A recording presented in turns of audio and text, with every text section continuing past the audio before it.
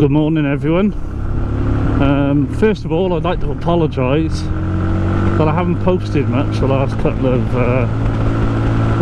weeks. I've been a little bit busy to be able to really get out, family commitments and stuff like that. But today I've decided I'm going to get out and do a short little review on the Sinnis Outlaw. I've owned the bike now for almost 6 months, and I've racked up about 2,000 miles now on the bike. In that time I've had the first 2 services, so I thought, well, I know a bit more now about the bike's character, so now's as good a time as ever to do a little mini review on it. As you can tell from the videos I've posted before, I love the bike and I think it's an absolute dream to ride. Other than the fact it hasn't got a lot of power, it is lovely to ride. But there are a few negatives about the bike, things that annoy me a little. First of all, you might have heard it a second ago then, sometimes when you tap the front brake to slow yourself down a bit, you get a bit of a squeal from the front brake. It doesn't happen all the time, it's only every now and then. I don't know what it is. I've asked the dealership about it and they can't figure it out. They put it down to maybe just a bit of dust or dirt in the disc, you know, in the caliper, but it doesn't affect the braking. It still get a good fistful of front brake, but it just squeals and it's a bit annoying. Reminds me of being a teenager on the old cable disc brakes you used to have on some of the cheap rally bikes. It reminds me of that. But yeah, other than that, there's a few other things like no matter how much you rust treat the bike, the spokes will not stop corroding. There's nothing you can do about that. From what I've read on the forums, on Facebook, the Sinnis Outlaw and Hoodlum page, forum group, who are absolutely fantastic, to be fair to them, so big shout out to everyone that gets involved in the posts on there and helps out others.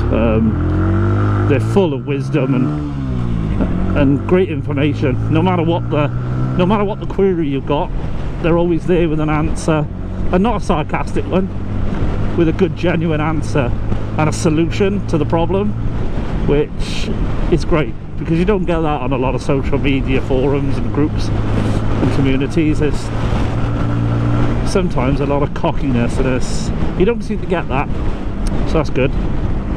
And it's good that some people on there can have a bit of humour as well, you know, seem to have a good sense of humour. But yeah, that's the only negatives really about the bike. That one, it's not the fastest. 2, the squeal of the front brake,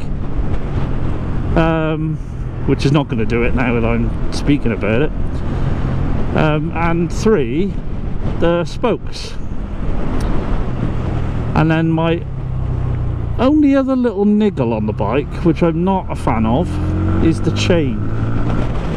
It stretches like a rubber band. It is awful, absolutely terrible.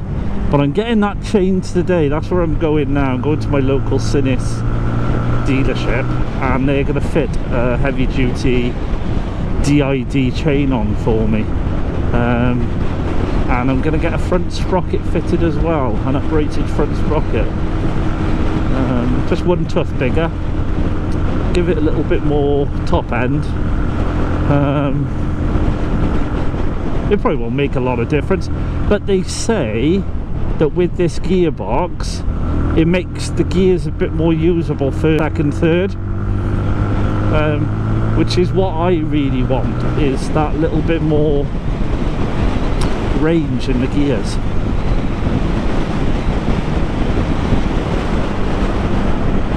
I must apologise as well if I'm coming out a little bit muffled or broken. It's quite windy today, so I don't know how much I'm picking that up. The sun's trying to get through the clouds though, so it looks like it might be a nice day later, but it's that little bit of a wind.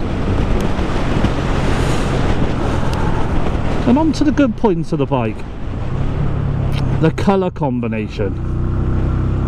I am forever getting compliments on the way the bike looks and the colour combination. The retro yellow and black colouring, people love it. I've stopped at many places now and I've had people come up to me, mostly male, come up to me and say, you know, it's a lovely bike, what is it? You know, I love the colour.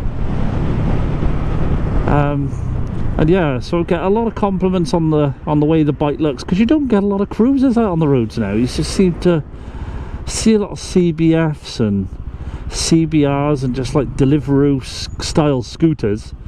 You don't see a lot of cruisers on the road, especially in a small engine cruiser.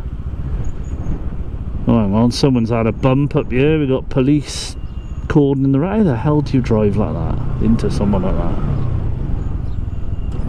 This is why keep a camera on your helmets, bikers, because people are thick and they don't look where they're going.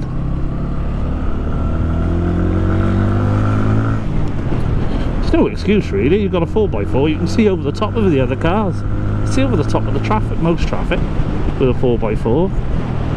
Never mind. Oh, do you hear the squeal then? I got a squeal.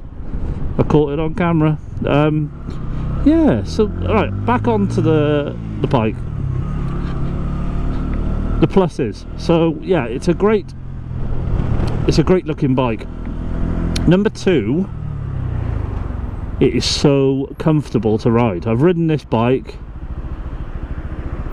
around a lot of my local counties and towns and cities. I've, you know, Bristol, Wells, Gloucester, Cheltenham, been up into Oxfordshire, went to Clarkson's Farm, Hay-on-Wye, been out to Cardiff a few times with it. So yeah, I've done a bit of travelling on this bike and I've never felt uncomfortable, even on the longer rides out to Oxfordshire. You know, it took me a while, you know, doing like 60 top end really, so it took a little bit of a time to get out there, but she didn't miss a beat and I wasn't feeling sore.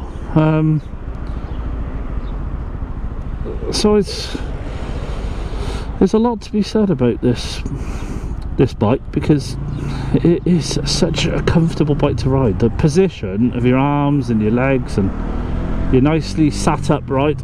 You're not leaned forward like a lot of cruisers out there, and I mean the bigger cruisers. You know, you see a lot of guys on their Viragos, and used to see the old Marauders and all that, and they're sat forward a lot. Their bum is, you know, their bum is right back and they're at right angles to their arms and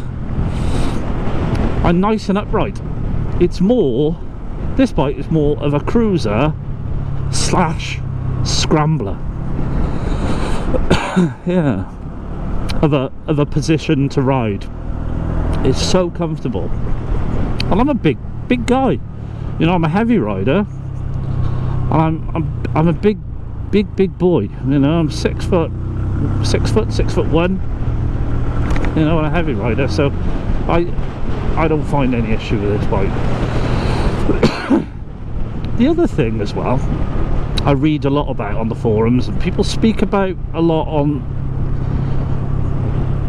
some of the reviews about this bike, is they just say the tyres are crap. I've had no issue with these tyres, and when I first got the bike, it did give me a bit of anxiety thinking about the tyres. I was thinking, like, gonna get them swapped out, but I've ridden this bike in the wet, the ice, the snow, in all weathers, and it hasn't let me down.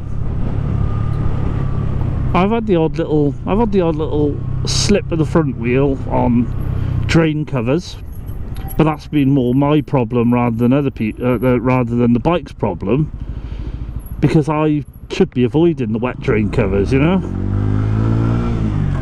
But I think that's only been once or twice that I've had that little slip on a drain cover. Other than that, they've really done well, and I've used a good range of the tyre. There's not much chicken strip on my tyres. I've scrubbed them in really quite well. So yeah, so there's a lot more pluses on this bike than there is negatives. A lot more pros than negatives. But the look, the feel, and the comfort of this bike, well,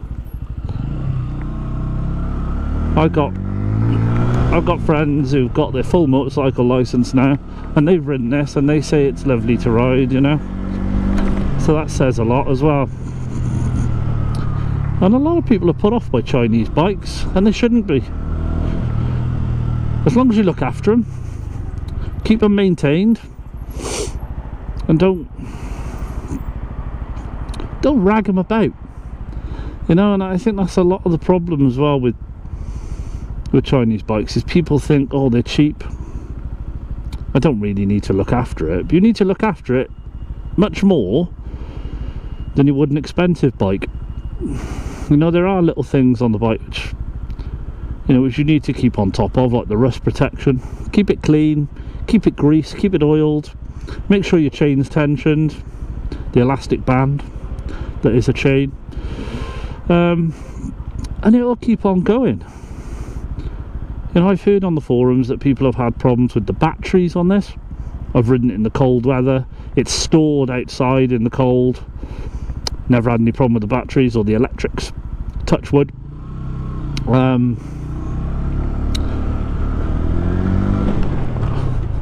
I've never had a problem with the tyres, touch wood. It's all very comfortable, it's all very nice to ride, and I can't fault it. So yeah, I'm gonna go and get my chain and a front sprocket changed now. I should be probably waiting around for about 2 hours for that to be done, I guess, and I'll get it out on the road then and see if it's made any difference. So I'll put that up in a separate little video after this. It won't be a long video, just a short little one to test if it's made a difference to the top end or anything on the bike. Well, excuse me. And that's about it really. So thank you very much for listening, and if you want to see any more of my content, as I post on other social medias a little bit more than I do YouTube, click on my links below. I'll put the Linktree link down there. Click on that link, it'll be my Instagram, Snapchat, etc.